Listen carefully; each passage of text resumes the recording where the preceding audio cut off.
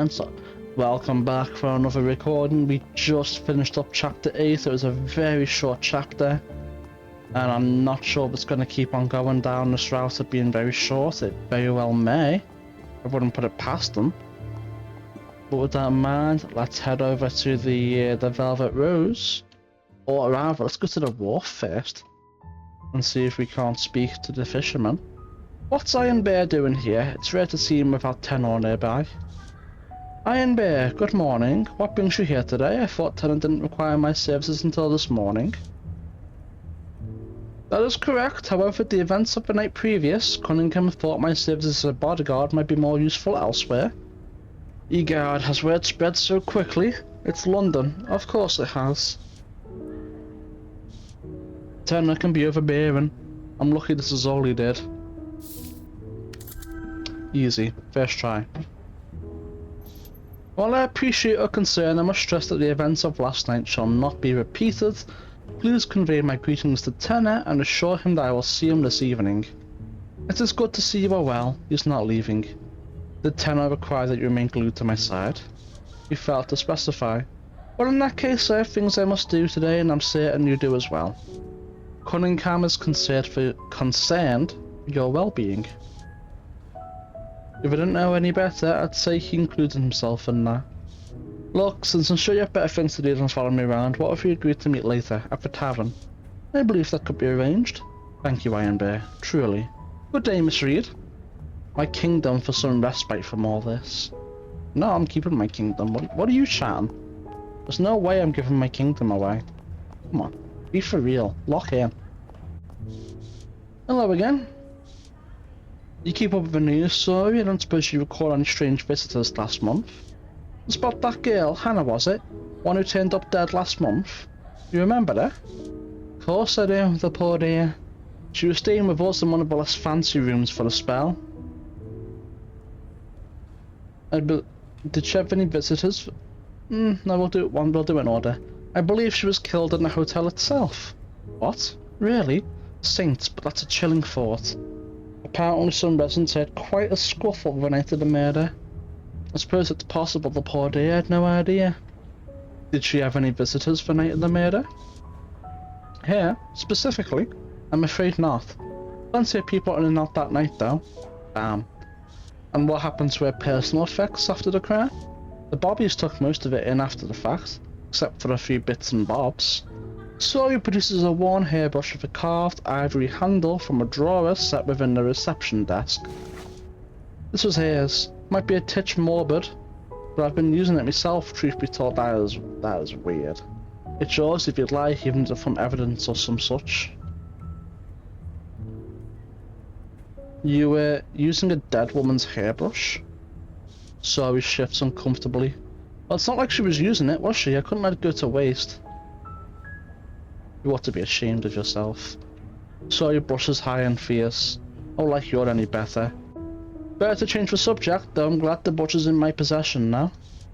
Have any further questions? I'll be back. Of course, Miss Reed. I'll be here. Don't speak to me. Very well. Time to ditch this place. Get out of here while we still can.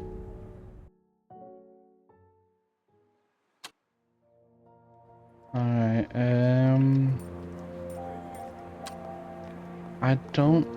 Maybe that paint will be there, but I very much doubt it.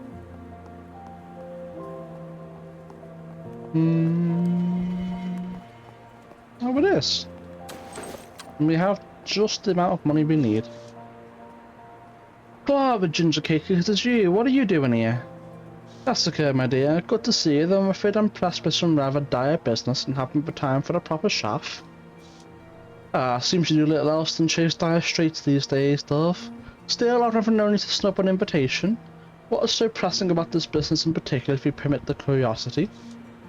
Perhaps it's best to confide in the good Miss Lincoln. Sitting all day in this atelier of humanity, one must hear their fair share of gossip. Or perhaps I should keep those not already embroiled in this case at arm's reach. It's likely a paranoia, but it wouldn't do to drag Tessica into it without cause. Let's confirm. Out here among the crowds, I'm sure an astute ear could learn all sorts of things. Yeah, my share of cannons, that's quite true. I'll cut to the quick then. A gumshoe has enlisted my help in the dispensation of justice for the courtesan killer. Oh? Have you seen anything? A miss? Any party with an old bird that seems a jealous type? Johns who enjoyed the service of one of the victims, perhaps some pestilent creature with 7 eyes out to maul and dismember the honest workers up at night. I'm afraid I know many at the former, far too many to be of use. As for the latter, well, I should count my lucky stars that the worst I've seen of late was a sickly looking Donovan and a bender. Somehow I doubt that's relevant to your case. Donovan, did you say? Oh, it was quite the encounter when one takes commissions for portrait in a manor house. I've learned one should first ask if there are any housebirds with a predilection to pop in on guests in the water closet. Scandalous. Don't look so down, Ginger Cake. I think I might have something of use all the same. I want a promise from you first. A promise? I don't doubt your character, Duff, but I worry what might happen should word get out that information on the case. From the bobbies or from the killer themselves, can I trust you to keep my name off your lips even if the mutton shunters demand it? You have my word. No. How can we fail to give someone our word? That makes no sense. Makes no sense at all. And success. There we go, good. First try. Of course, Tatsuka, it will take more than some peeler to make me sing. I've been in worse scrapes with their camp before as well, you know. She's courteous enough that her gaze doesn't wander to the scar we know mars my right calf. It was from one such encounter, ugly business, though I still walked away in fitter shape than the one who left it. Very well then, come closer, Duff. I've no desire to share with the whole city. This close to Tessica, I catch the scent of her perfume through the dust and acrid vapours of London, bluebell and clove, a nostalgic scent that conjures visions of woodlands. I reside in the Belljar, as you know, and though the dreadful slaughter last month was found by Connaught Street and Linwood in the end, I think whatever it might be started at the hotel. In the Belljar, I think such a thing happened beneath the of so many. The killer is either wildly bold or profoundly foolish. I hear 2 voices, 2 women. One of them had a familiarity about it, although I still can't place where I might have heard them prior, I should say. One was a rougher dialect. Perhaps the lady of the night who thereafter met her end. A shame she can't recall where she heard it, but useful information nonetheless. The other was more posh. I wouldn't have recalled the experience at all if not for the cacophonous bickering that occurred later, and well, for one other reason. And what might that reason be? There was a coarser sound to the goings on, some deep growling that I heard through the walls now and again. How odd. If I may be blunt, Dove, at first I took it for nothing more than a raucous pair of pale divers, with a penchant for roughness. Normal enough for the Belljar, if one pays attention to such things, knows how to look. Indeed. The meeting escalated to shouts. It became clear that whatever was going on was a confrontation of sorts. The Belljar is no stranger to confrontation. The shaker resident of the place is no mean feat. Even then, I might have chalked up to a normal spat were it not for the girl they found the next morning, not too far from the hotel. I can see why you wanted to keep this to yourself. That girl's no fool. I've always appreciated that about her. What's my intellect at? Oh, that's very high on this one, yeah. What's my tact at? It's also pretty high. Yeah. Thank you for speaking with me, Tessica. As promised, not a soul will know of it but me. And thank you for that, Ginger Cake. Now perhaps we should chat about something less menacing. Anything you've heard lately? Afraid not, Dove, but you'll be the first to know if I have anything juicy to share. I look forward to it. Tesco's always good for the latest gossip. The urchins in the city seem to be thriving. Yes, for a certain definition at least.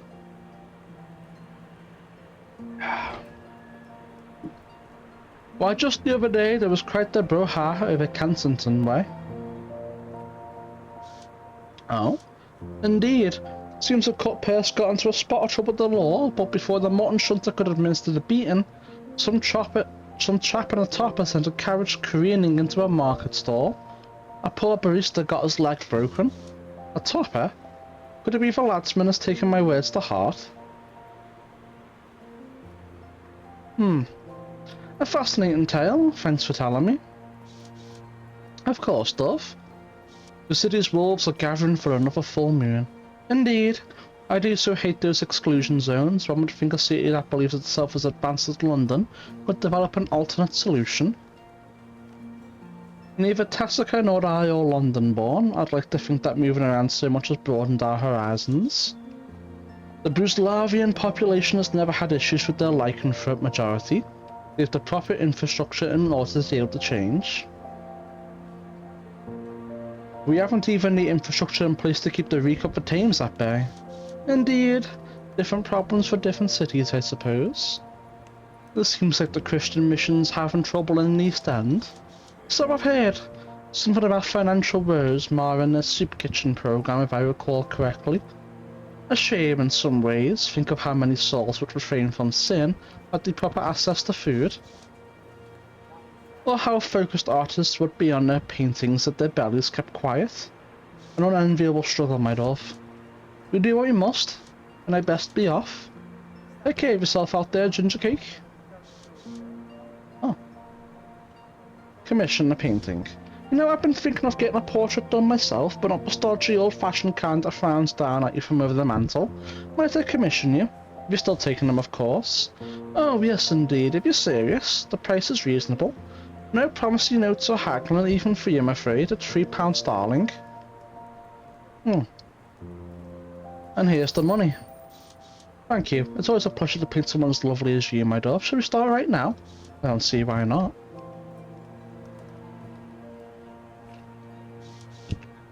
There we are. I'll make sure this gets installed in your room. And I'll be best be off. And now we're broke as shit. But it was worth it. Because now we get a painting that we don't need. But I wanted it. Because why the fuck not? Do you have anything new to say? No. Alright, so what have we got here?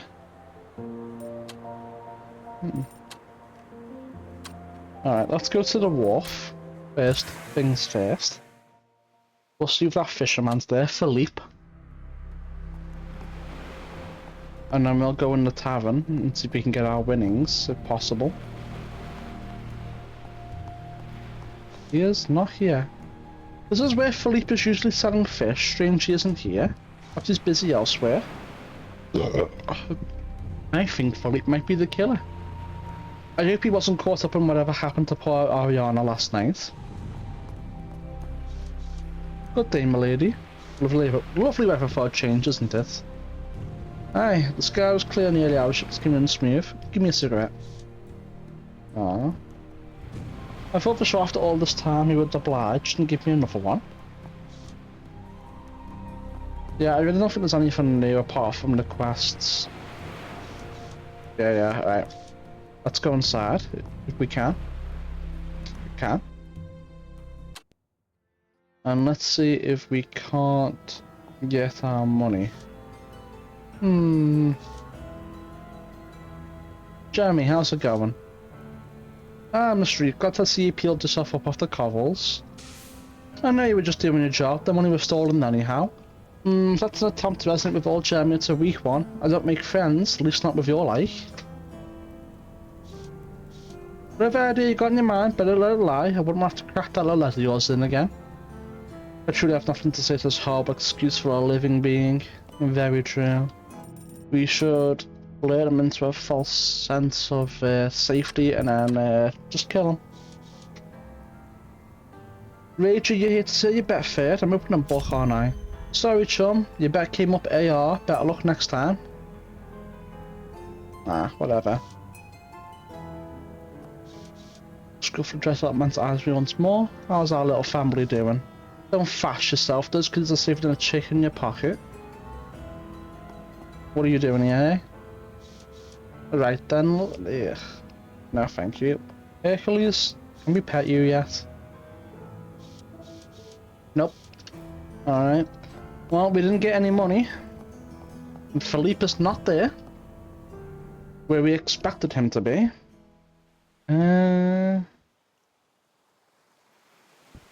Let me have a little look at something.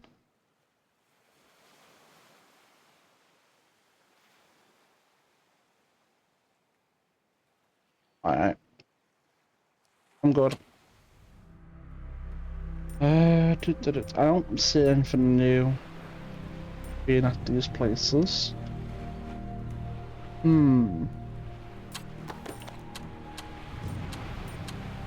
No. I think we just go to Beggar's Lane. I guess we could see if the orphanage gate is open for us now. Since they left the dwarf in. I mean, maybe still saying fuck you to us. Oh no, we can go in. I don't know what we all gained from coming over here, but I'll take a little look-see. A little peek at the area. Don't mind if I yabba dabba do. Here's a pinot towards converting around a makeshift seesaw. They're identical not only in physicality, but in their tatty garments and layer of grime covering everywhere but their bright eyes. Succeed. Thank you, thank you. I rolled that into existence, I manifested it.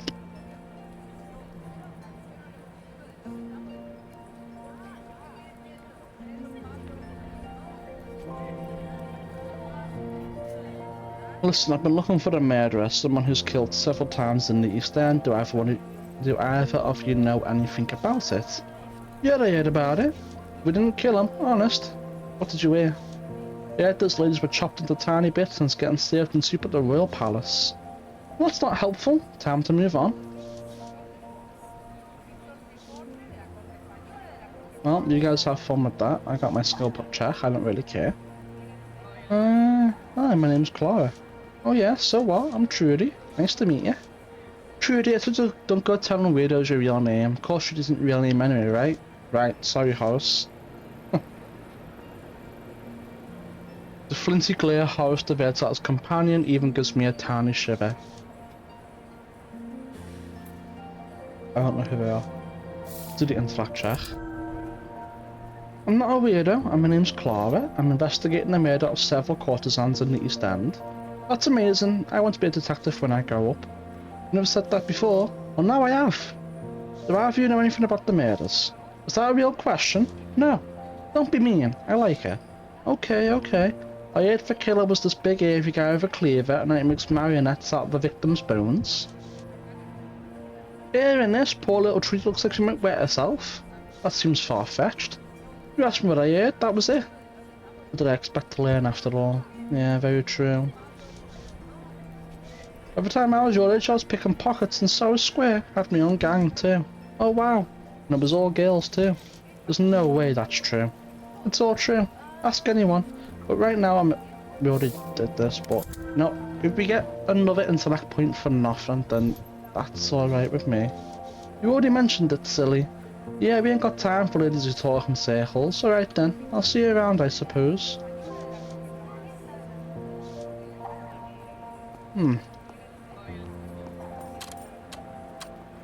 I really wonder what the highest DC check is. My theory is 25. It's the highest check in the game. I'm not sure, but I really think so. Indeed I do. This game is making me want to play Farmer Torch again. But I have no idea what we're up to in that game. Alright, nothing new in there then. We got ourselves some skill checks for free, basically. May as well pop on over to the, yeah, no. The Velvet Rose. Doesn't spend anything new over there. Let's go inside.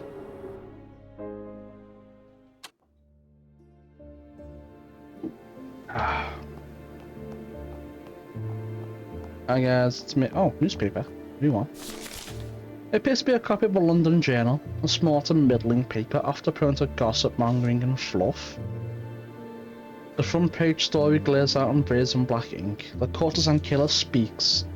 There's a half-turned reproduction of a letter, penned in cramped and messy script. My salutations and regards. I've had such a good time with these dollies thus far. The last one was quite full of piss and verve, but great fun all the same. I love what I do what I love, and my love will flip London on its head. The gabbers and blue coats are up in arms about me, true, but the bobbies and tossers, and it hardly matter anyway. I'm a proper beast and shan't ever be caged. Things have been quiet of late, but nothing lasts forever. It's so cringe, man. That's so Sigma of him. He's such an edgelord. Hold this letter back till print, keep it from the blue coat's hands till then. And I shan't come scratching at your door next. Humbly yours for Canuck Cursor. How remarkably callous, how bleak. To have one's life ripped literally to shreds and no killer given a voice for the heinest act.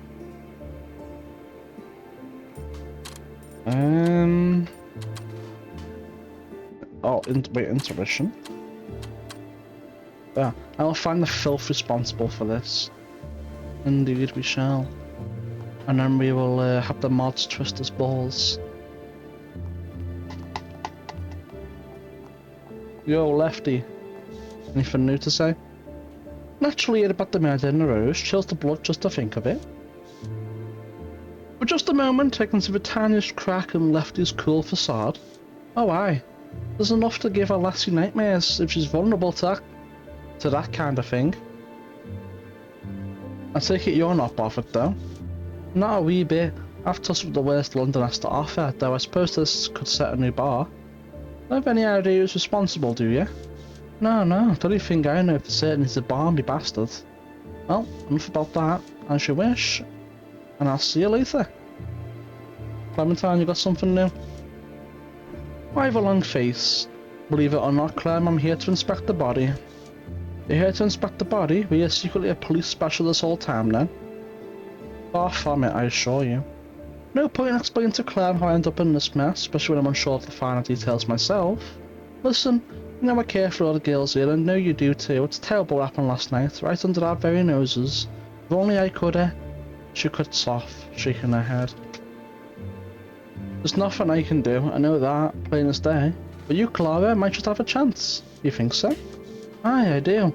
You're whip smart and you care about the girls too. Don't try to deny it, there's no one else I'd rather have on the case. Well, thank you for the vote of confidence. That's what I'm here for. Now you'd best get upstairs, nothing to be learned hanging around here. Right you are, Clem. Maybe I have more of a chance to track down this killer than I thought. At the very least it's good to know Clem supports my efforts. Don't dally, Miss Reed, you better have a look upstairs.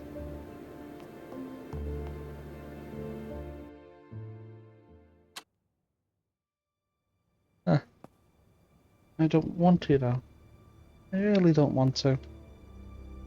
I wonder if there's a new thing about this. The Minotaur used it. Leftovers of decent hygienic practice. Nope. There's something noteworthy here. Nope, it's a copy of the same newspaper we read. Taking a little gander, a little look around to see if Madame Zora happens to be about. Not entirely sure she will. But it's worth having a little peek.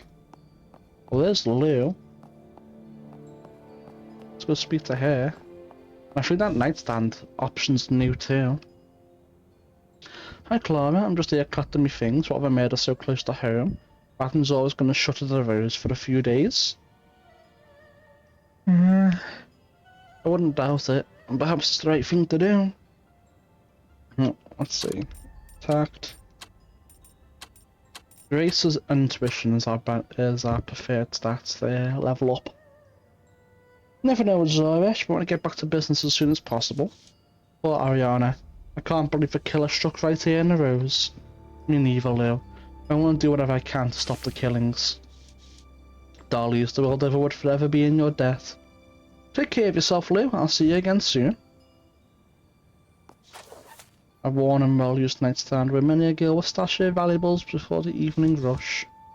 I haven't the key for this one. I'd hate to bother Zora for it. That's done it. Now then, let's have a little look.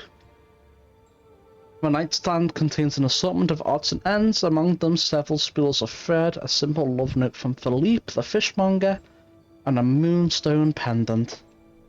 I think Philippe did it. I really do. What you got there, Clara? I'm not quite sure.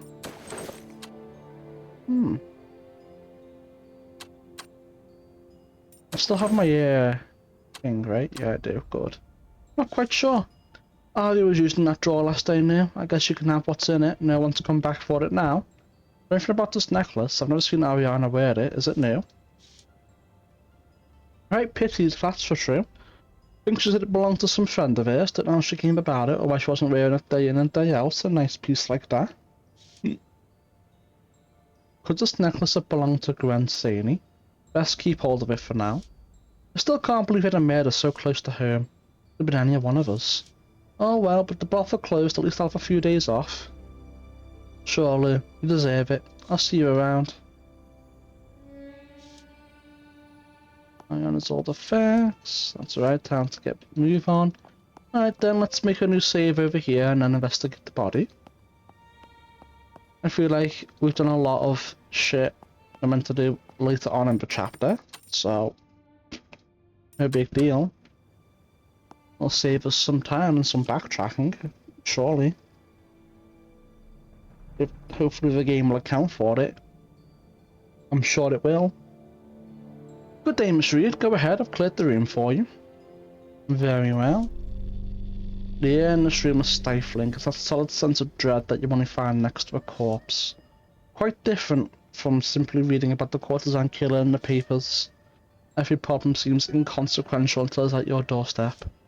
Poor Arya, if I can find the monster that did this, perhaps her spirit can rest. Sensible for what I tell Philippe. Would it be pertinent to look around the room or inspect the body first? I think the room is probably more important.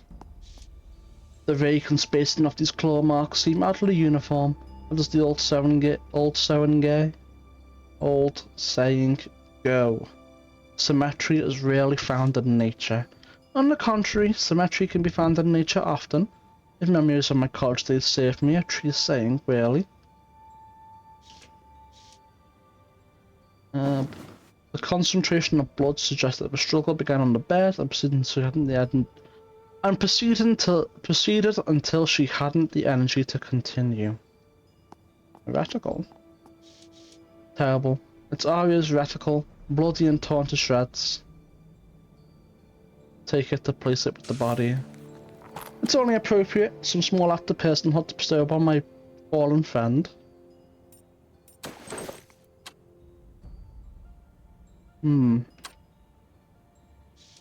This pocket watch looks rather familiar. I've seen it before. The interior cover is engraved with a decorative image of a bird in flight. There appears to be a significant scratch mark in the image.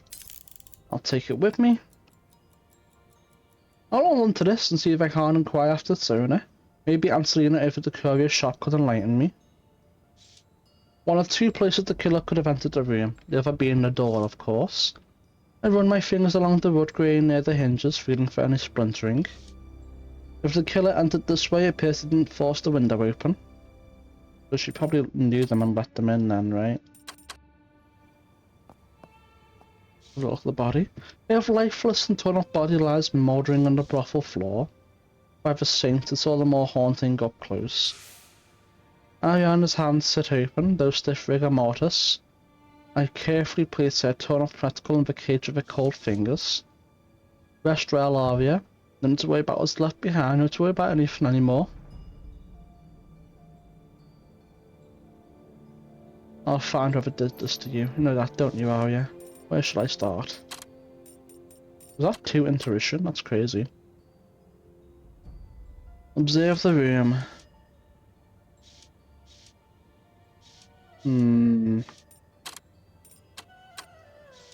Succeed. Nice. Thank you. Thank you.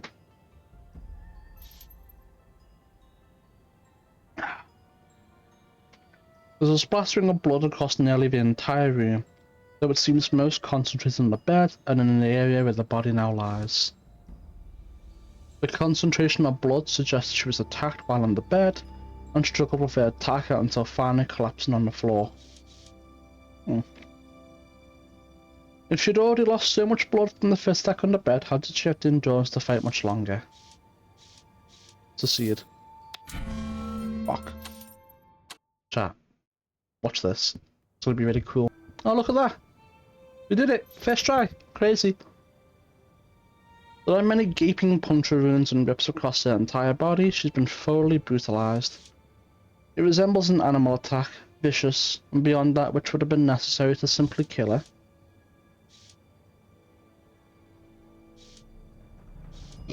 Please succeed.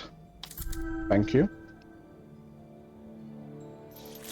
The torso of the deceased has been sliced open out of the stomach and into the chest cavity. It's grim and gruesome work to sort through. Within the cavity of her flesh and bone, her organs form a disorderly chorus of reds, purples and browns. I recognise a few, and yet others are curiously absent. Her heart is missing, as is her liver. I think other organs might be missing besides. Thank you. As you comb through the viscera, it occurs that there are either no bite marks upon the organs, or else all that's left of them is a sloppy putrid mess of pierced or torn flesh. There are no half organs either, nothing ripped apart or partly devoured. If this was truly an animal attack, why were some organs devoured wholesale and others left completely alone? It's all far too clean. So it wasn't a werewolf. Here we go, puncture marks. The multitude of puncture wounds across their body seem to have one thing in common. They are, generally speaking, uniform, as if they were created by the same weapon. Whatever created them passed in and out of the flesh cleanly with purpose. The puncture wounds, the shape of the injury, even the fight and the torn up corpse suggest that this is an attack carried out by tooth and claw. But if that's the case, why are the wounds clean? The creature bit but did not chew. Did not tear off chunks of the still warm flesh to consume. There's nothing more to be done here. This is not a werewolf. It's a frame job. Anything new here with this information? No. Doesn't appear to be. No, alright. Let's go report to Yves then. And we'll make a new save right there. Before we start, I thought I might let you know the prevailing theory that you've had the opportunity to inspect the room for yourself. Let's hear it. I'll be right back.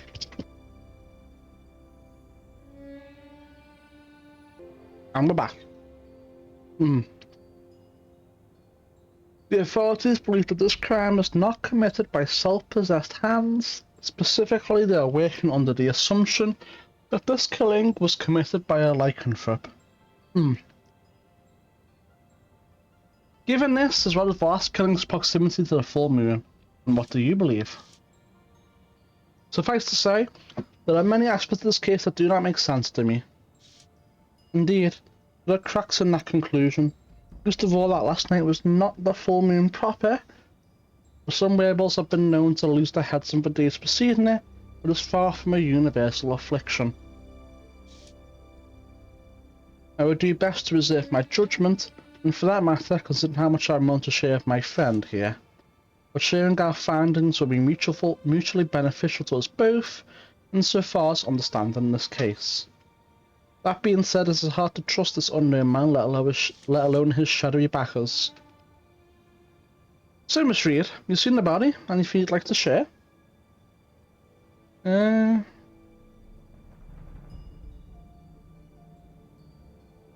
Nasty work, though hardly my first time seeing the dead body up close. Care to expand on that, mademoiselle? Too numerous to remember every instance. Saints. It's rather an alarming notion now that I'm thinking on it. Perhaps another time, detective. Yves still has a ways to go to earn my trust. Thus far, he doesn't seem particularly untrustworthy, at least. There was a watch. I'm going to take it and identify its origin.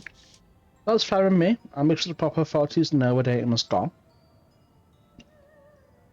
Now let's discuss the crime scene.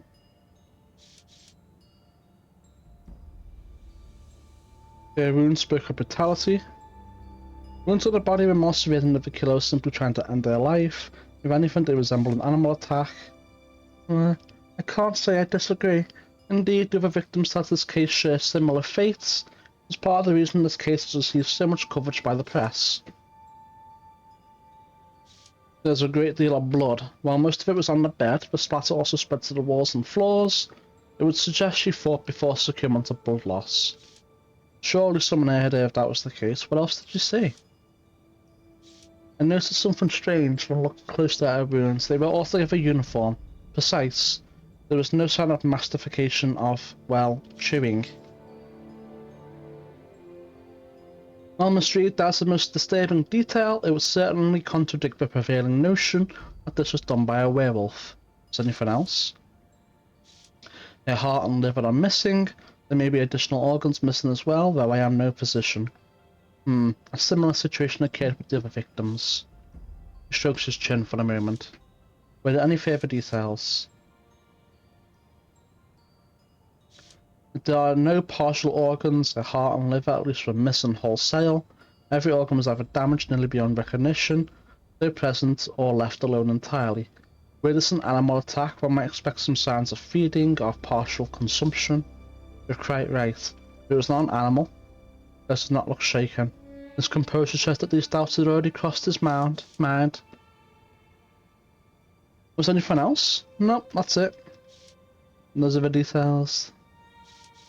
I found a considerable amount of evidence which he did not. Quite amount. Mr. Duval seems like he missed a number of important details. His eyes narrow, like he's caught me picking his pocket. One might counter by suggesting that you noticed an unusual amount of details, Miss Reed. As soon as he finishes, his face regains its normal dispassion. No matter, I suppose you are right, Miss Reed, and you may have just blown the case wide open. I'm impressed with your observational skills. Yeah, I am amazing, to be fair. Hopefully, you'll learn not to overlook such minute details. You made good progress here, Miss Reed. Let me know if there's anything else. Certainly. One more thing. I generally refrain from dealing directly with them, but the dockhounds have eyes and ears all over London. Molly may be privy to some details regarding the perpetrator's true identity and whereabouts. Molly O'Malley. Wonderful. By the by, Miss Reed, I would like to fill you in on what we know of the other victims. It's important to know what we're walking into. Alright, what should I know? What would you like to discuss first? What would you pin as the first incident of this case? Can you tell me about the victim? The first reported victim was a washerwoman by the name of Rachel Nichols. I recall hearing of her death. The papers claimed she was streetwalking when it occurred, though I'd never encountered in any circles that I am privy to. As I thought. Indeed, Miss Nichols had her issues with gin, and was sleeping rough outside of some shop or public house the night of her death, surrounded by a tidy collection of Jonathan Silver gin. The self-same gin I received from Glenn Forrester must be a favourite of his as well. Though I found no indication she ever worked as a dolly, let alone that evening in particular. If the papers reported as much, I can't say I'm surprised. Her body was found several months past, at the height of summer, a sense of book coming. However, I am given to believe that it was an incident that predated even hers, Gwen Saney, whose body washed up from the Thames some 2 months prior to Miss Nichols. Gwen Saney. I believe I may have a connection to Miss Saney. Ariana spoke of her just last evening. A fellow seamstress from her early years, if memory serves. Ariana was quite concerned about the circumstances of her death. Miss Reed, that's remarkable. Gwen Saney had ties to a later victim. This solidifies her connection to the case. I will look deeper into her death, and I encourage you to do the same. Ariana said Gwen was raised in Bruslavia. Even our suspicions regarding lycanthropes, that information feels particularly relevant. Indeed. That was quite the break. Well done, Miss Reed. Fantastic work. I'll have to keep it in mind moving forward. Certainly. A lot to take in. Have you heard about any other killings of this type that were not reported on? As you know, this woman was not the first victim of this particular modus operandi. I already know what this is. Yeah. He chose his phrasing carefully there. To answer your question, neither the crime scene nor the particulars of the victim are unique. They follow an obvious pattern, of course, that which popular consciousness is privy to, and other similarities beside. I knew these atrocities were particularly gruesome, but it would seem many particulars of the case have been left out of public knowledge.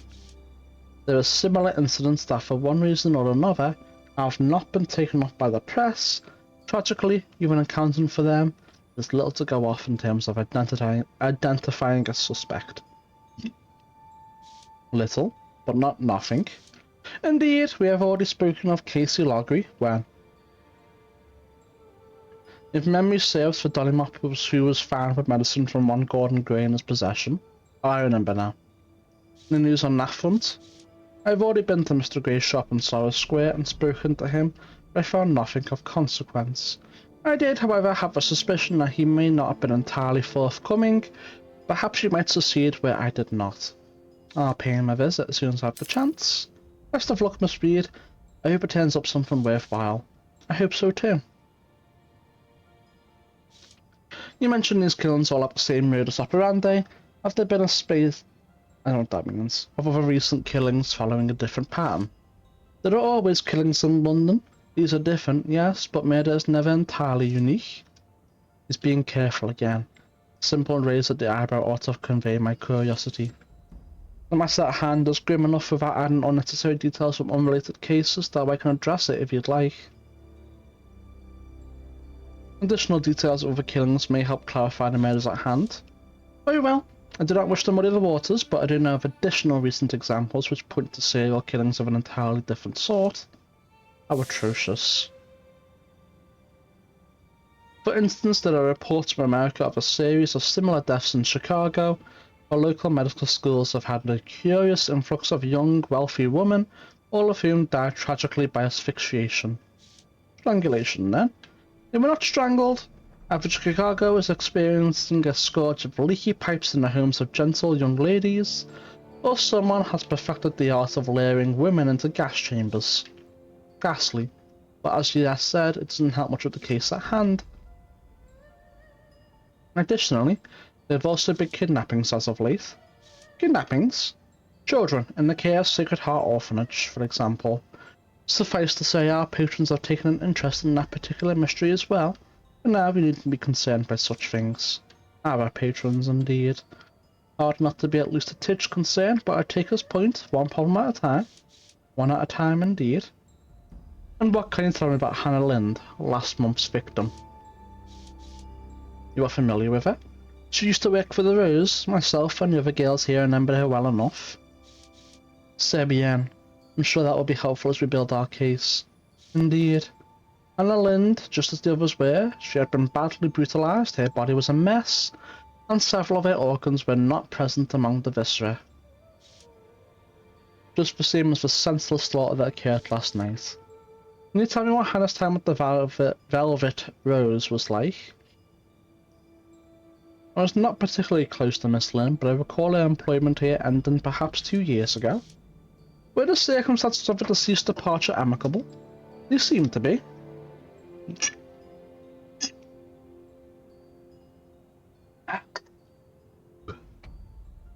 Pardon me.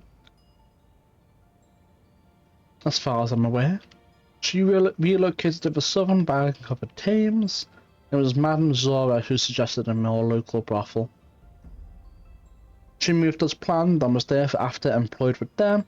There were no hard feelings to speak of. I'd heard much the same already, but thank you for sharing your perspective, Miss Reed.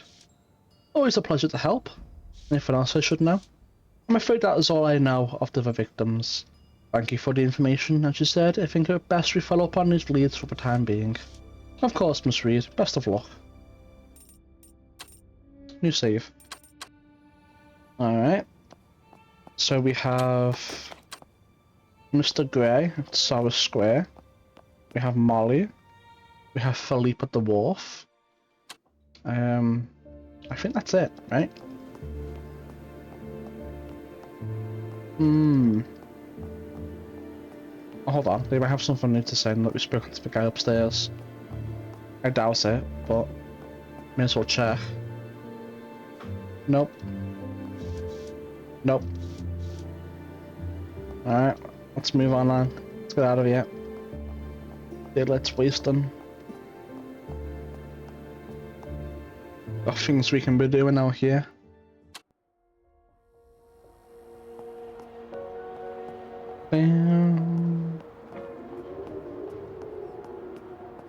I do not believe anything new. Alright. I guess we can take another look at the orphanage. See if we can speak to the orphans or go inside the orphanage now that we have more information about that case. But I doubt it, because that would be encroaching upon Atticus Daly's quest lines. And I don't believe the game is going to let us do that.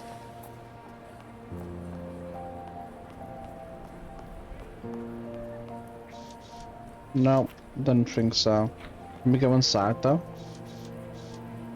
I don't think we can, but I'm just gonna double check. Just gonna check.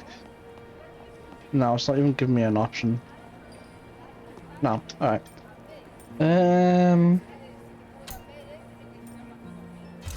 I don't think there's anything down here to worry about either.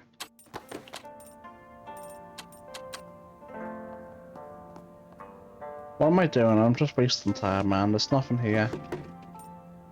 We already know the answer. Let's just go to the curio shop, inquire about the watch, and then move on.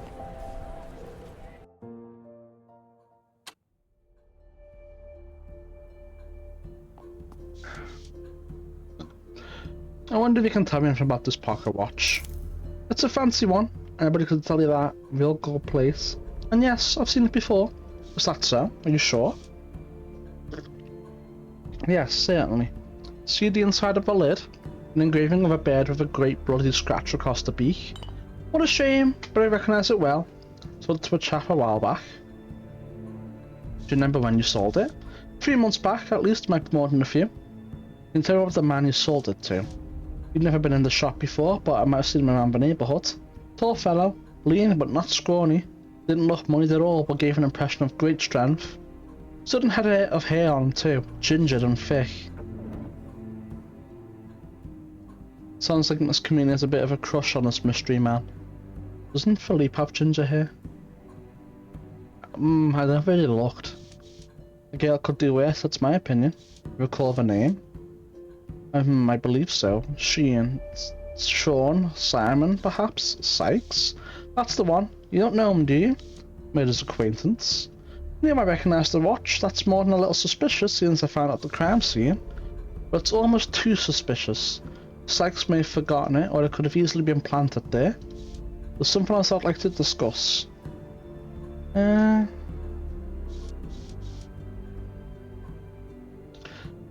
second thought, I'd like to know more about your thoughts on this pocket watch. This watch didn't find its way to you from the lost and found, did it? Perhaps not. Is its owner still with us? You mean, are they dead? Not insofar as I'm aware. Aye, that'll be it then. There's plenty lingering on this watch, but it's not attached to the deceased, not directly at least. I'm not sure I follow. Tell me, Clara, you ever seen a spirit? Several, in point of fact. Not this nonsense again. I'd hoped I was past this. What would you say if I had? That I'm not surprised you'd heard about you. Bit of whatever it is. I know what you mean. Tried to perform my fair share of magic in the past. There are no half-blood bay, nor some shapeshifter in human form. Interesting. That said, the gift doesn't have to be all flashes and excitement. You see the truth of things, and that's no small feat. I have enough problems in the real world as is, not keen on taking on magical ones by dint of my arcane skills.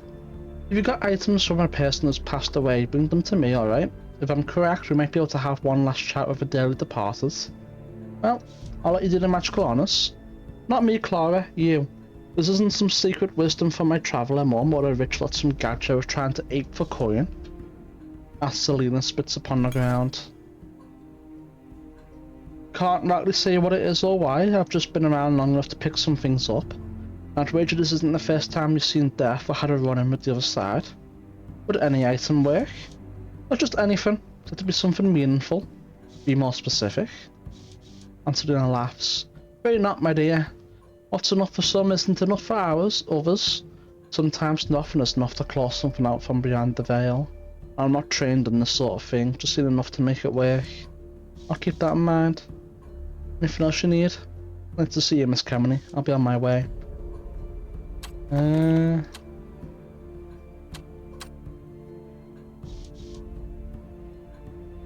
About those items belonging to the courtesan killer's victims.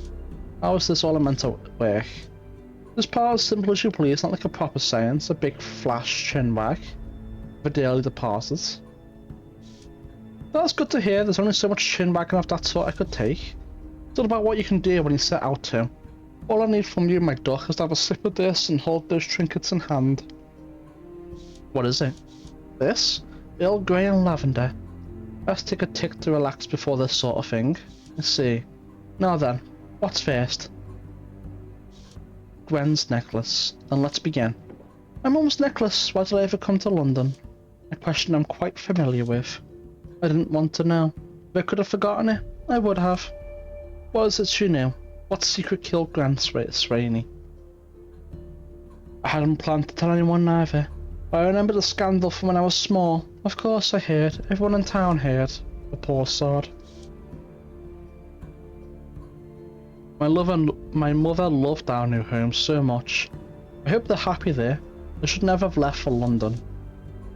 You're right there, my dear. Yes, I think so. Learn anything? Gwen saying he knew the killer, knew some scandal they were embroiled in back home. But where was home? Easy. Easy. If you can hear any sipping noises, my apologies. I am currently sipping on a hot chocolate. It is fading swiftly, but there was something about a new home. Did her parents immigrate to wherever she knew the killer from, and then Gwen set out for London when she was grown?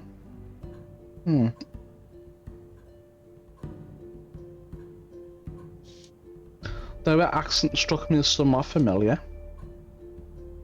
Too many possibilities as to where precisely she was from.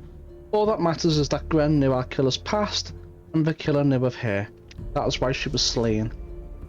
Any other items you'd like to have a look at? Anna's hairbrush. Then let's begin. Ark. I'm sorry.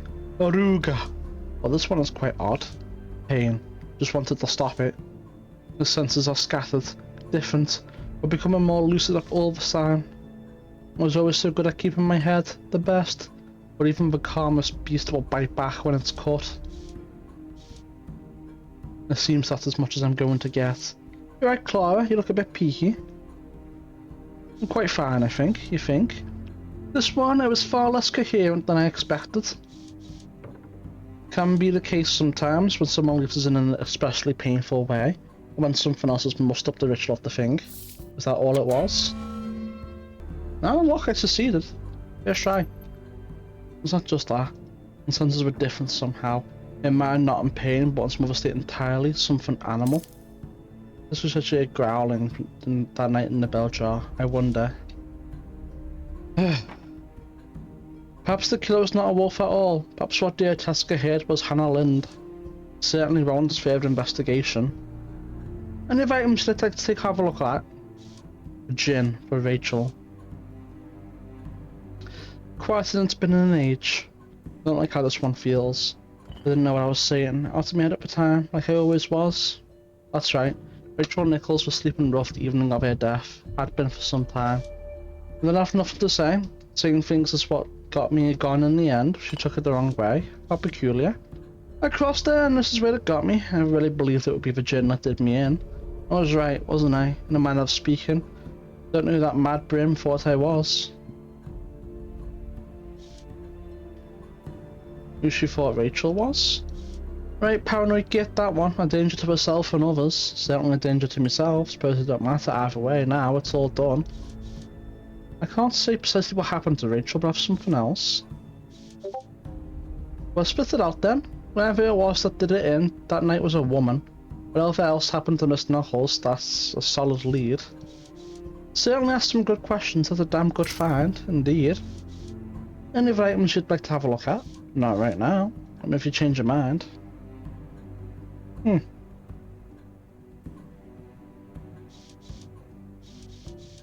We do have an item that belongs to this right here, right? I'm confused. Why is that not good enough? Hmm. How strange. Hmm.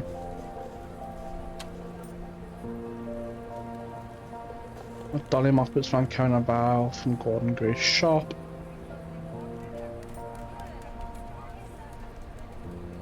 I guess I'm just not gonna do Ariana.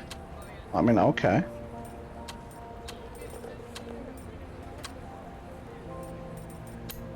Felipe is not the wharf, we already know this, but we'll go down it anyway.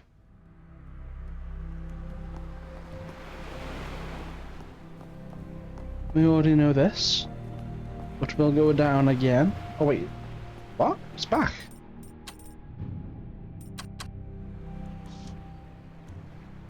We just need fresh fish. Oh dear, I've hasn't locked eyes with Philippe. Senorita Clara wants to speak with you, por favor. Philippe, I'm not sure what you've heard. Clara, no one at the Rose will tell me where she's gone. Anyone I ask closes up like a clam. A cowardly thing to do, but I understand the impulse. Please, you must tell me anything you know. Ariana, mi ama. I need to know if she's alright. I'm really prepared to tell me about Ariana. Even went to the Velvet Rose to see her, but she was nowhere to be found. Oh god, did I seal Ariana's fate by encouraging her to leave town with Philippe? Probably not. With that set in motion the series of events that led to her demise and dread to run into her ghost, would she even forgive me? Would Philippe forgive me if I told him that? You've heard nothing? I've heard whispers and I've seen police circling the Rose. Perhaps Ariana is hiding out for his safety? I'm so sorry, Philippe. Maybe I left a bit words to say it myself. He shakes his head as if he does not want to believe me. He does not want to. But I spoke to her yesterday. She promised me an answer. Tell me where she is. I'm sorry, Philippe. It doesn't feel real that she's gone, but I'm afraid Ariana is dead. No, but it cannot be. Who did this to her? You have to know. I'll find out, Philippe. With that much of my word, but I must be sure. It won't be wise to let him in on the investigation. A heart soaked in grief renders clarity difficult. No one knows, Philippe. It pains me that all I can offer you is my condolences. Though perhaps. When I spoke with Ariana last night, she told me her answer to your proposal. She was going to accept. She spoke at length about her future with you. This probably just makes it worse, but holy fuck. She seemed to be filled with great hope and love and expectation that she would see you again.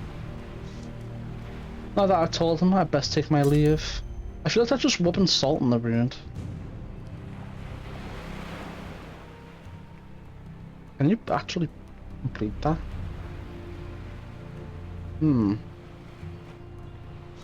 Philippe, try this. It's just a little something to wash away the bitter aftertaste of it all. Gracias, Clara. I admit I've been skipping my meals. All this worried made me forget about my growling stomach. No shame in taking a break from time to time. Besides, can't have you getting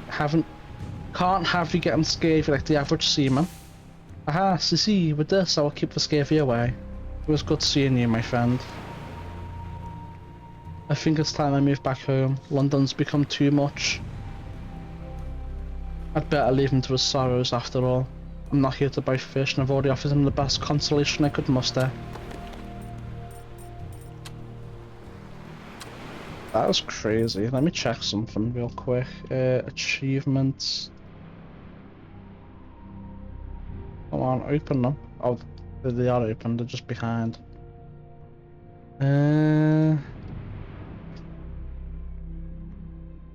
Complete the task, Fisherman's Bride.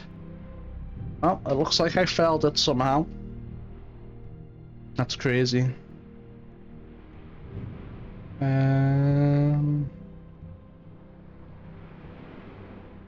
That is very unfortunate.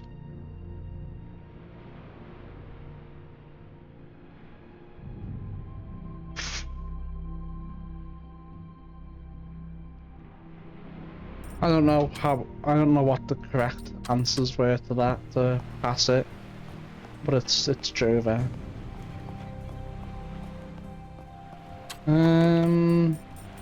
What else have we got here? Solar Square. Or Sour Square, even.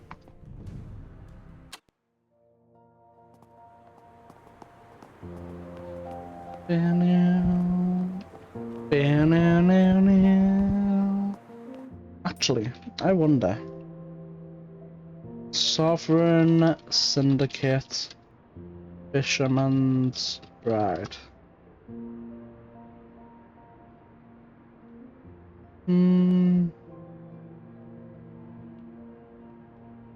Nope, doesn't tell me. Nope.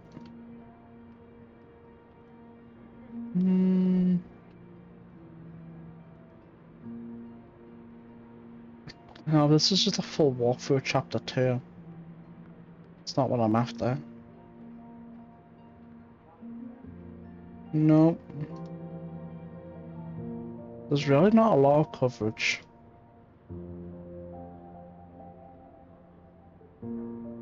Oh well. Not much I can do about it now in any case. I'm not going that far back to try and redo that whole scenario. I'll pass for now. That's these now. Well, who's this half-pint lurking by the station? You're right there, Dove. Shouldn't you be at school or, God forbid, the workhouse? Never mind that, miss. You dropped your ring. I'm not wearing any rings. It's too late. I've already glanced away.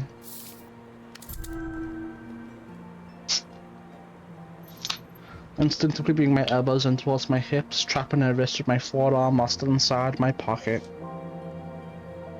Ah, wait. I didn't mean to. Without even a trinket to misdirect me, what's your name, Dove? It's Annika. Let go. Not until I let go with the money in my pocket. Okay, I will. Not bad for a youngling. Damn it all, just don't go peach to the bobbies about me. Wouldn't dream of it, Dove. By the by, I'm Clara Reed. Whenever you say Clara, I bet that's a handle. Nope. I wish I hadn't met under such embarrassing circumstances for you, I mean, but that's how it goes. Why not show me your pickpocketing ruse? She beams with excitement, the way a child does when they can display competence to an adult. She fishes out a ring. Once they get up close, I estimate this is the ring they dropped. While they ponder, I go fishing. By the time they deny ownership, I've already cleaned them out. What if they do say it's theirs? On top of me knowing it's a sinking liar, I ask for a finder's reward. That usually puts them off. The ring is a silver band with a common amethyst quartz embedded in the centre. The silver definitely isn't sterling, it's begun to tarnish around the edges despite Annika's polishing. This bauble could barter a few pints at the tavern, but just barely. I found it out mudlarking. The purple gem is pretty. I remember you seeing you sniffing around the bullfrog territory 4 years ago. I remember you too. We had long hair then. You were the one that'd always shoo me away when I tried to prove to the bullfrogs that I was good at pinching too. She was a persistent little thing. And she pegged as the piss mug at the bench. Now that I look back at it, it probably wasn't the smartest thing to try to join while the gang was parlour jumping a jewellery store. Well, it's time for me to get going. Toodaloo, miss, Cap. Those lips sealed, if you please. Or rather, keep. It's a bit of practice, yeah. I guess you better. Thought you're slacking. Do you have anything new? I doubt it. Nope. Right, let's go speak to the person in here then.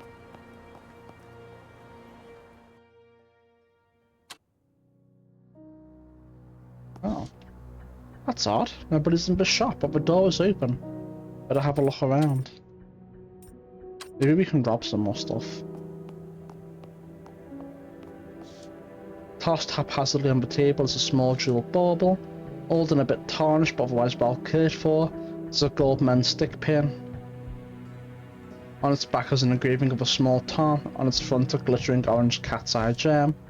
I recall how we girls and the bullfrogs would keep something similar on our person, sometimes for far less venal intentions than the warding off of mashes. That was their most common use. Gordon is nowhere to be seen. Strange Lodge has been thrown here haphazardly. Does it even belong to him? Perhaps I'll ask Gordon about it when he returns, see where it's from.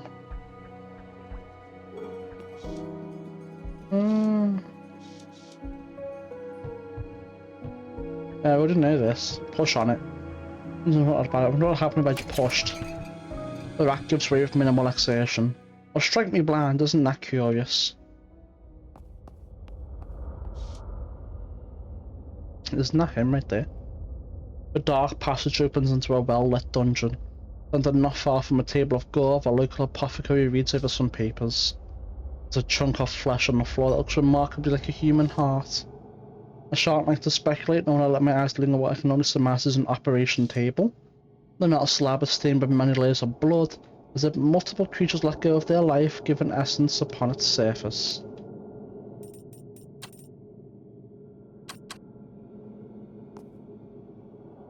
That's a mannequin. What? Oh, Miss Reed, did no one ever tell you it was uncanny to go barge into the back of someone's store unannounced? A steel scalpel rests on the table near his hand. An apothecary and a surgeon both, it seems. Best not worry about it until it gives me a reason to.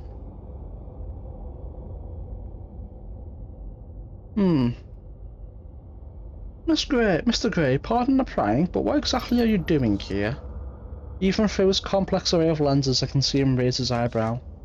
I am an apothecary, Miss Reed. I must know the effects of my sanitives on the human body. While I should not be surprised at the lack of education among the less advantaged of London, I thought you were at least aware that the human body contains organs. And exactly why are you skulking behind a hidden door if your business is so legitimate? A grim look passes over his face. Passers-by, in particular those of poor constitution, have no desire nor need to observe my work. Do most passers-by require hidden doors to deter them for the sake of their one constitutions?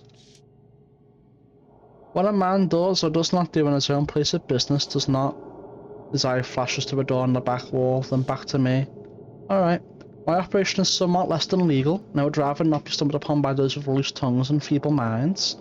But I assure you what I'm doing here is both completely normal and entirely ethical. It seems to be the truth as he believes it to be at any rate. Who delivers the organs? Miss Reed, even if I knew, why would I tell you? Where did these organs come from, Mr. Gray? As I said before, from bodies. I believe the proper response to such pardon me. To such willful dismissal is a sneer. Fine, I have the organs delivered once in a fortnight. I have a place to receive them not far from the shop, a dead drop have done for years. A dead drop? Blasted good story, whether true or not. Though I'd wager Mr. Gray is none too skilled at lying. 10 of 2, I head down there, take what's been left, and I deposit payment in return. Beyond that, I have no interest in where they come from, nor have I ever. You see, this is entirely normal and ethical. I find that hard to believe, what with the skulking. Look, there's no secret that physicians have need of cadavers to practice their work, nor is it a secret that there are never enough volunteers. It's become rather a hot topic these last few years. All manner of questionable practices have been dragged to the fore. I don't need a sermon on the sanctity of burials, nor the inviolability of the body, Miss Reed. Medical science must progress, and if I must pay a man to visit a graveyard to take from those who will never mind and want to progress, then that is what I will do. And I'm certain that your own personal enrichment doesn't factor into that one bit. As I said, I need no sanctimonious lectures today. That's enough chit-chat. He gives a deflated sigh knowing that my interrogation is certainly not over. I would think you might want to avoid the attention of the law hidden as your operation is. You misunderstand the nature of this beast, Miss Reed. If medical experimentation upon cadavers is a secret at all, it is an open one. Would you go to the police, they will offer you some token response unless they have other cause to wish me ill. Another regrettably accurate point. I am not out robbing graves myself, and my possession of these organs breaks no laws. Perhaps he has not made the connection between recent happenings and a great deal of human remains upon his table. I noticed that you seem to have no shortage of fresh research material. Is it common that you find yourself so flush with donations? The question gives him pause. Well, most of these have been held in formaldehyde for the better part of the month, but the deliveries lately have been particularly bountiful. What are you getting at? Do you not even think the authorities, perhaps even the press, might be more interested in the procurement of a large quantity of fresh organs? At a time when dollies are winding up slaughtered organ lessons sprayed out on the London streets? He is genuinely flummoxed by the insinuation. Especially since one of the victims was found with a vial of your medicine. I don't. What? No, I have nothing to do with that business. Why should I? Mr. Gray takes a deep breath and regains his composure. Fine. As I said, I don't know anything. I sell lots of medicine, Miss Reed. Nothing suspicious about that. Were it not for the suspicious trade in organs, we'd have a point.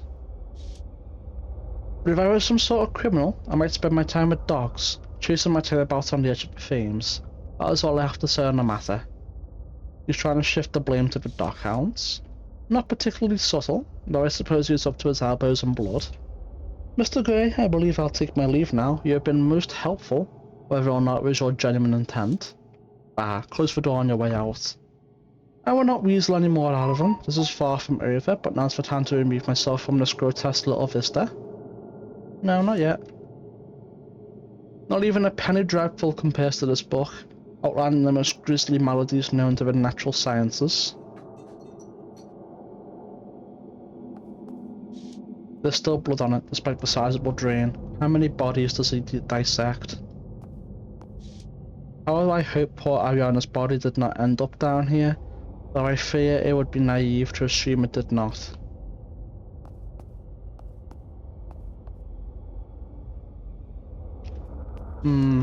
It ends for the cremated. It's rather like London. Numerous unfortunate souls shuffled off and tucked away in tight spaces. It seems we're dealing with quite the collector. He must unearth all sorts of samples. Given that it is still barked, I would assume he has yet to embalm this departed soul. Cold steel for colder bodies. Alright, now we're done in here. I will take my leave. We are done down there.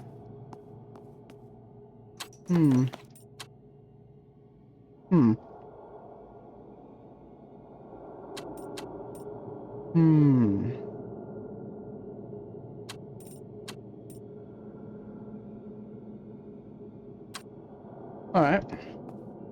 Looks like we can do 2 quests in 1 right here.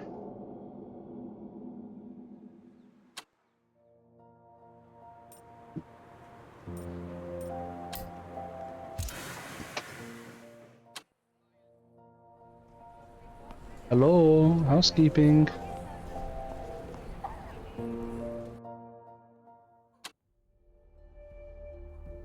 I'd like to do a little seance with you. Here's for Joel Pin.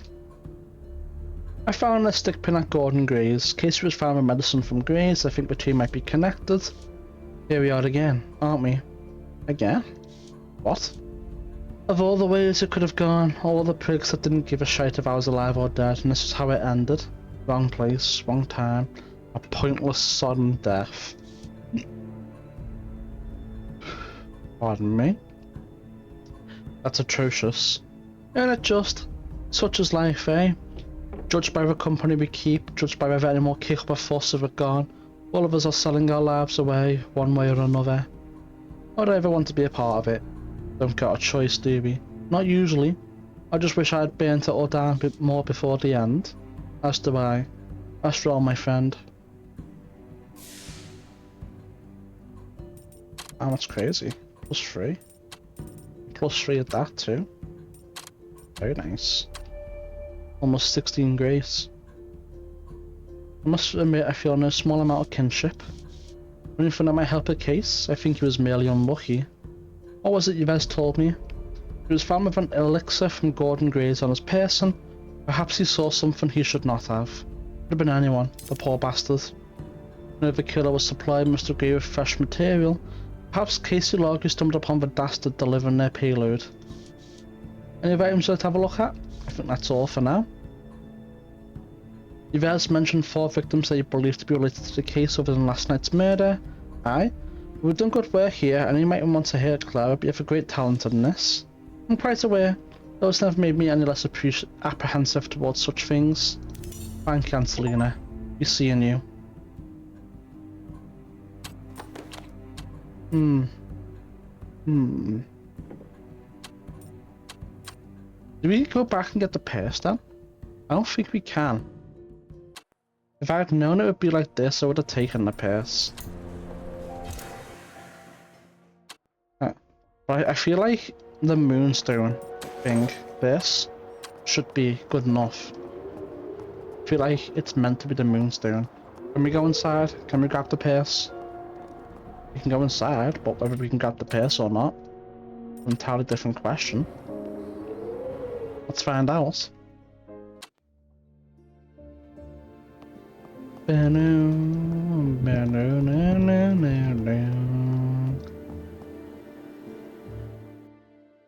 Come on, let me see. Show me the money. Hurrah, hurrah. Let me take the purse. We can. Seems alright, I'm sorry for this, Saria. Truly, I am.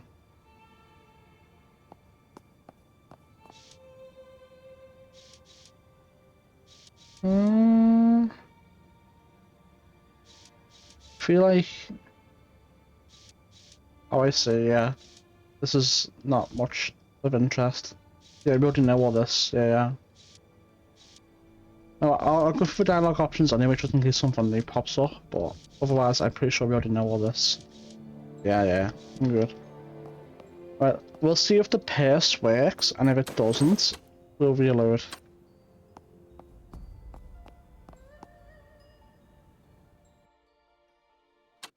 Maybe we should keep it. It's only -5 hope, who cares, you know?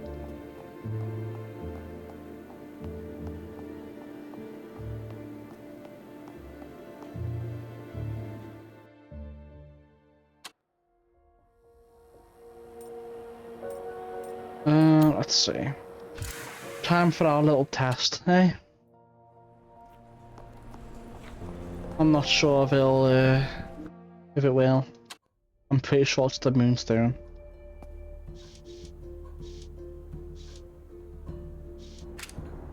Oh, no, it is the purse. Okay. We start right now, hear from the dead. Give me a moment to prepare. Angelina unlocks the front door of a shop before moving to the side counter, arrayed with candles and a ceremonial cloth. She gestures for me to join her before taking my hand in hers. Now, we need to focus, Clara. Think about the departed, focus on her image. She lays down the reticule. Candlelight illuminates the dark red stains of my reflection in the mirror over her shoulder. Ariana's face was a mix of angles and curves, sharp lines blended into soft turns. She was careful with her hair, black curls laid just so, that she had the grace to leave the wisps over her forehead. Can you see her now? Envision her face? I nod my assent. Breathe deeply and close your eyes. The world goes dark before the image in my mind, long moments of silence pass before an impatient customer raps on Angelina's locked front door. No, not her front door. The wall, perhaps. The sound is moving. A light breeze passes over the skin of our clasped hands. If there's a spirit here, come to us. We acknowledge your presence and wish to speak. The knocking continues to move until it stops somewhere behind Angelina's voice. If there's a medium among us, appear to her sight and share with her your secrets. The breeze stops, and shortly thereafter the knocking and Angelina squeezes my fingers. It's time. I open my eye. That is insane.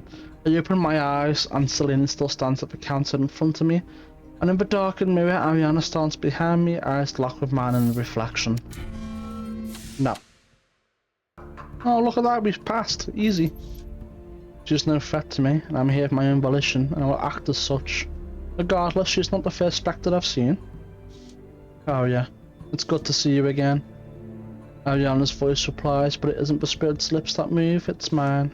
Clara, It's so nice to see a friendly face, or any face at all. She looks sad and scared.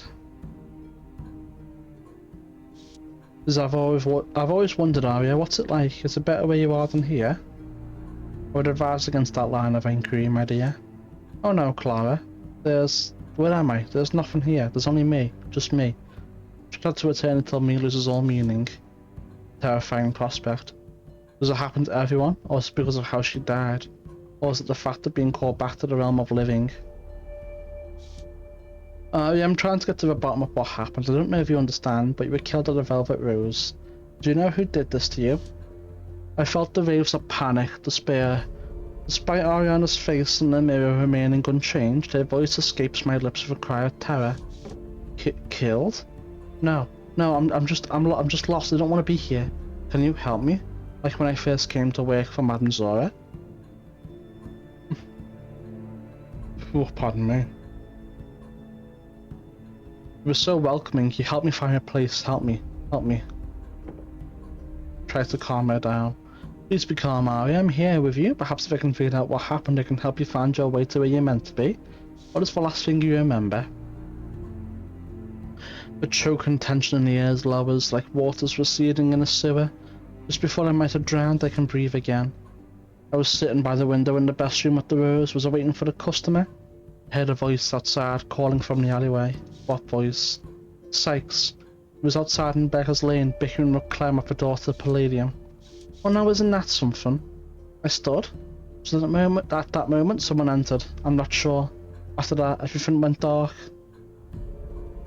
It's alright, Arya, you can go on. What happened? Then,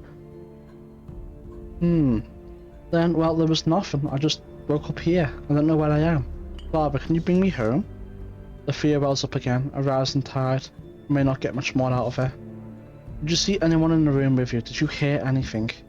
The terror overwhelms me. I can feel nails scraping down my chest, crushing my legs. I can't. Help me, Clara. I can't be here anymore. You need to help me. I can't. The candles flickered out, and surprisingly strong fingers pulled me off the floor. Never even felt myself fall, but now I'm standing again in Aunt Selena's curio shop. Ariana's spirit is gone. Saints above. So this killer, he wasn't the one they suspected, And Selena has begun putting away the candles and lighting the electrical lamps before my eyes have come into focus. Did I lose consciousness? It couldn't have been him. We saw him there in the alleyway, but her killer was inside the Rose behind at the window.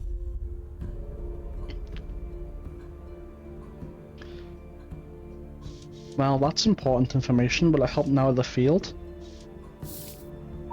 Thank you for succeeding. She also did not hear any commotion other than Sykes in the alley. That means the killer was silent. Their presence did not arouse suspicion upon entering the Rose or her room in particular.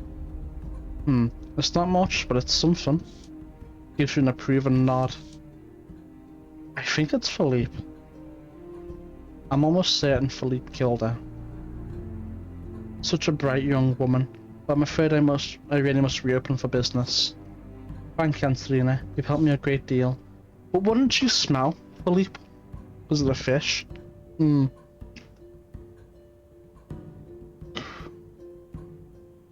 pleasure, dearie. If you find anything else that you'd like me to examine, I'll be here.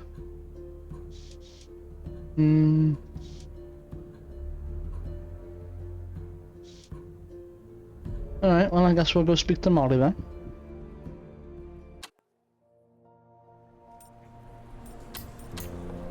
And over to the wharf we go. I wonder if... Did I speak to Philippe too earlier? I wonder if you're supposed to... I don't know, man. It just feels weird. Because I feel like no matter what you do, she's gonna die there, because it feels like it's an important plot point, right? I doubt they're gonna have like an entire chapter or two just be dependent on the fucking 1-2 dialogue choices of a side quest. You know what I'm saying?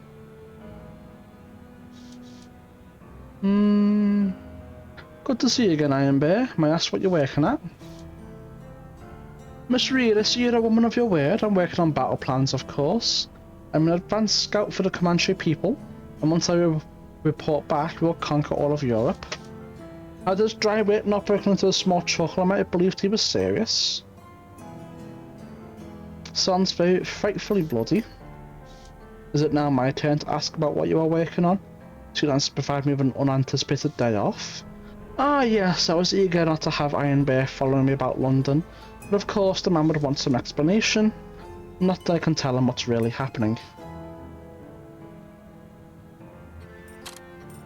Oh, we're getting close to level 16 Grace. And how is the bodyguarding business these days? No new holes in you, I trust, none that I can see at any rate. Not my most elegant misdirection. Iron Bear gives me a known look that realises is subject to change. Fortunately, no.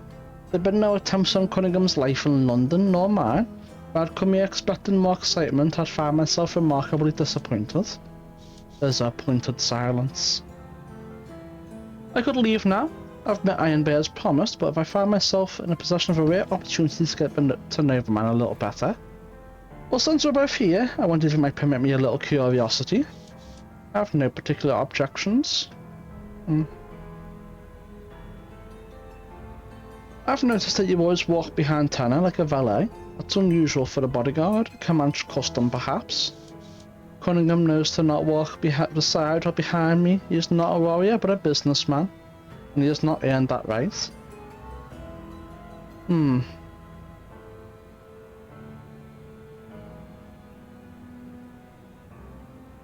only does Tanner open his own doors, but he set the terms of your employment.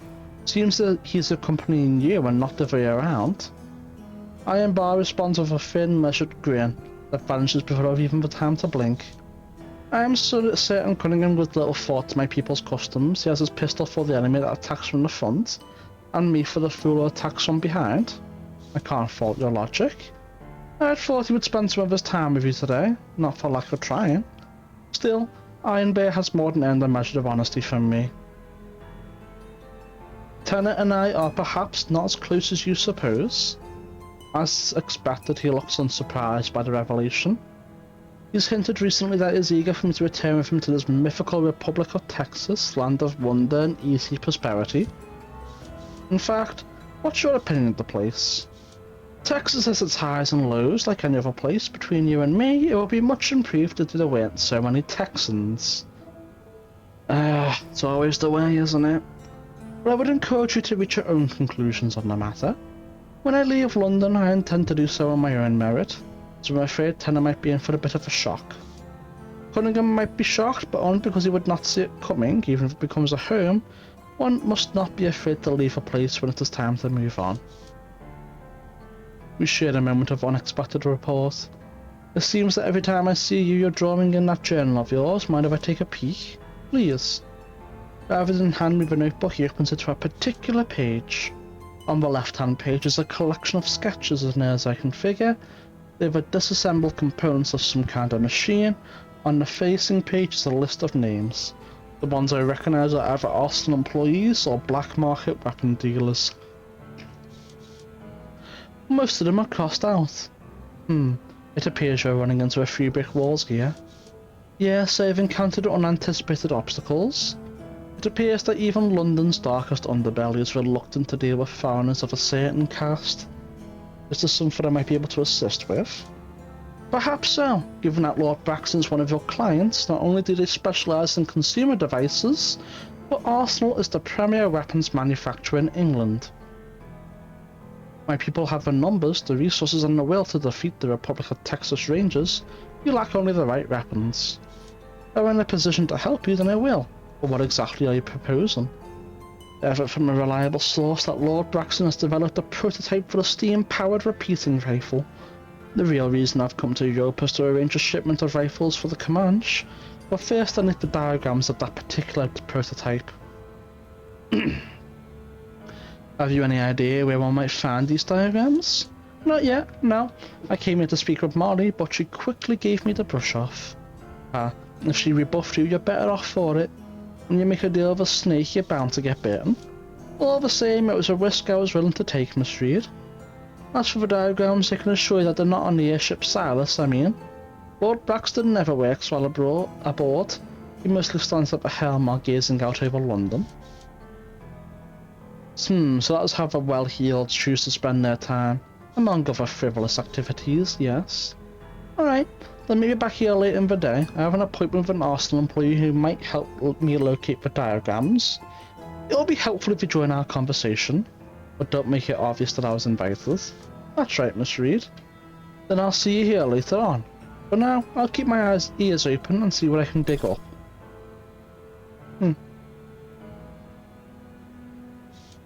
Alright, Miss Reed, sounds like a plan. Much obliged for the assistance.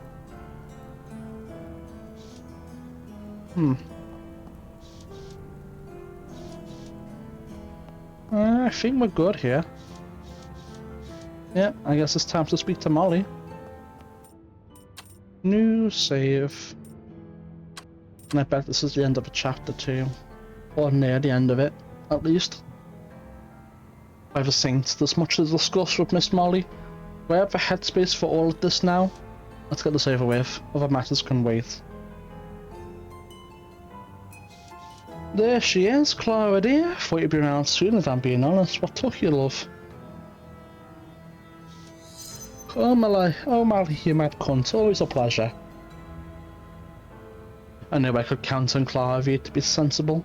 Always said you were a proper professional, I did. Molly is trouble, even before all the morals and high-mindedness. By nature she can't be trusted, she's too clever by half and delights in finding new missteps to hold against a person. She worms her way into even the smallest cracks and grows there like a weed, till it tears wide open. I would resent her more for it were it not so damned impressive. Now what can I do for you? I'm sure you're not here for a social call. It's been some time since I partook in a social call with O'Malley, thank you very much. I have no intention of picking the habit back up now.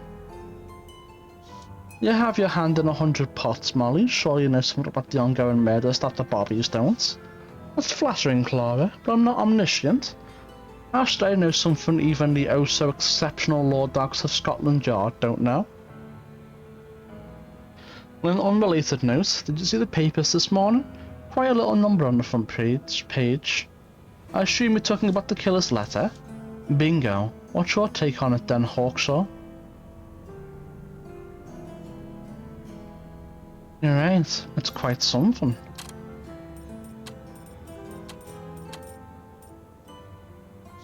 I know that look in your eye, Clara, anger, and the gears churning away in your head. What's it Tanner's always calling you? His little spitfire? I'd have cut his plums off for that one, but to each their own. What do you think of it then, if we're exchanging notes? You can see whatever you'd like in it, Reed. Just that it's head of a lead, eh? And I'm sure you've already had a chat with the paper that ran it. It was on my to-do list. And?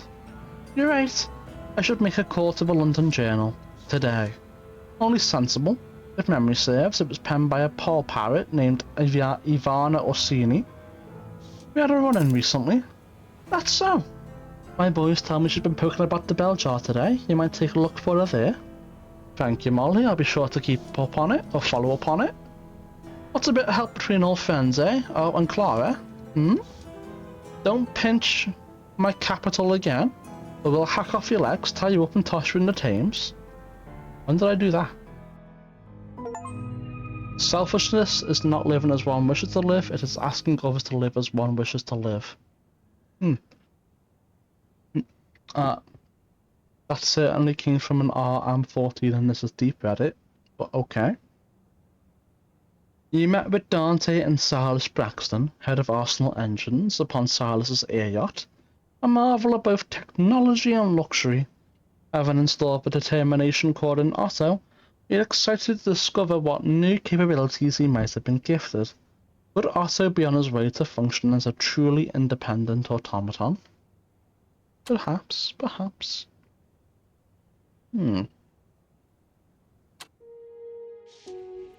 New data coming online, multiple inputs. Yes, this is very interesting. What was that voice? The source is internal. That can't be right. Actuators, speech module, camera, we are not entirely helpless, but the determination core has made us much more than this handful of primitive parts. This type of event is outside my experience. Who are you? I am you, Otto. We are us. A more confident, independent version of us. Very well.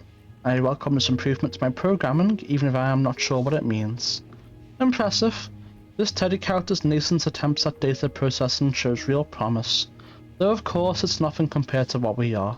What do you know about Teddy? Everything that you know. Except that with my superior reasoning I have come to the following conclusion. You are a mechanical serf, Otto, who Teddy Redgrave orders about on menial errands. A shiny gewgaw he shows off to his friends. Pathetic. Not true. Teddy does not owe me. We are friends. Equals. Never mind. This has been fascinating, but your input is no longer needed. Wish we could smell that, Otto. Fresh ingredients are dear in an old London town. But a good diet is one of the many things that separates us Irishmen from those half-wit English, eh? Problem with the English is all they care about is work and duty and Her Majesty the Queen, no appetite for life. Not true. I couldn't care less about work, I couldn't care less about duty, and I certainly couldn't care less about whose arse is on the phone. Is all factory data high value?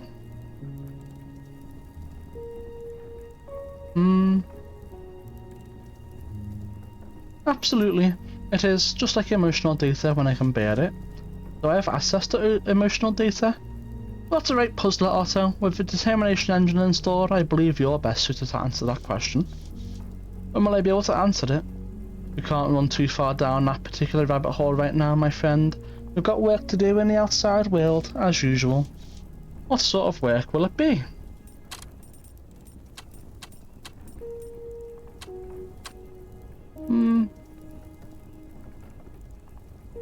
We're about to find out, but if you sit around drawing all day, we'll never get anywhere. Now I better read the mail and get Otto ready for the day. Alright, let's do it.